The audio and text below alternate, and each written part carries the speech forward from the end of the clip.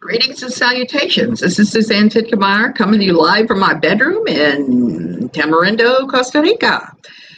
Today I'd like to talk a little bit about Lori Alexander. The last 2 days we've covered her. The first day on Sunday we talked about her marriage. That whole series from the thing that was written by Ken called UnBoxed, where he talks about how they fixed their marriage due to him being nicer, basically, and then her reading Debbie Pearl's book. She claims that Debbie Pearl's book stopped her from being too critical of Ken. Ken decided he couldn't be an asshole anymore. I don't know how that all worked out, except that it seems to me that how it worked out was both of them have decided that it's perfectly fine to be assholes to everybody else, to judge everybody else. But this morning I was really struck by and disturbed the fact that Lori has been flip-flopping all over the place lately. She's been having more waffles in the house of pancakes. She just is all over the place. 1 minute agreeing with John MacArthur that Black Lives Matter is the most evil thing on the planet. The next minute saying that he's awful for having mentioned that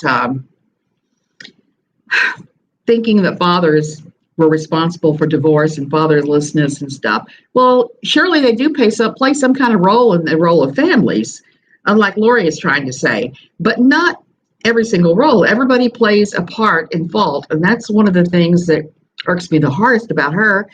She refuses to take any kind of responsibility for her actions whatsoever, except when it suits her and her own ego. That's the only time she'll ever say, hey, I did wrong, or I shouldn't have done this. I would have loved to have been a fly on the wall on the day that she apologized to Ken, because that must have been the world's most awkward and bizarre thing ever seen. When we were going to our old church, we went through a study series where we were all encouraged to write down all our faults and apologize to our spouse. I did that, and let me tell you something. That was one of the hardest things I've ever had to do. I don't wish that on anybody.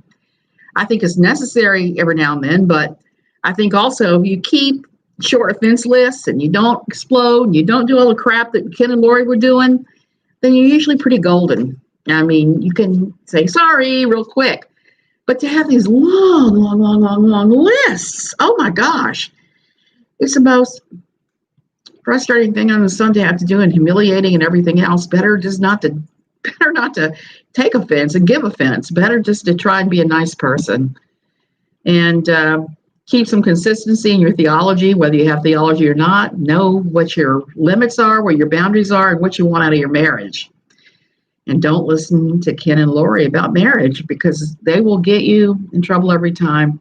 You follow their marriage advice, yeah, it's going to be at the very least a marriage counselor getting involved, if not a stupid divorce. And I am all for divorce in cases of abuse, but if you can avoid it and work it out, that's good too. It just really depends upon the person and what kind of abuse and various things are going on. Anyway, y'all have a great Monday. This is a Monday here. I'm going to start trying to do videos Monday, Wednesday, and Friday around noon and keep them under 5 minutes. So I don't want anyone getting bored. I don't want to have to twitch around and pull my eyebrows and bite my fingernails and all that stuff. It's bad enough that I have to keep pushing my stupid glasses up. Anyway, y'all have a great day. I'll talk to you later.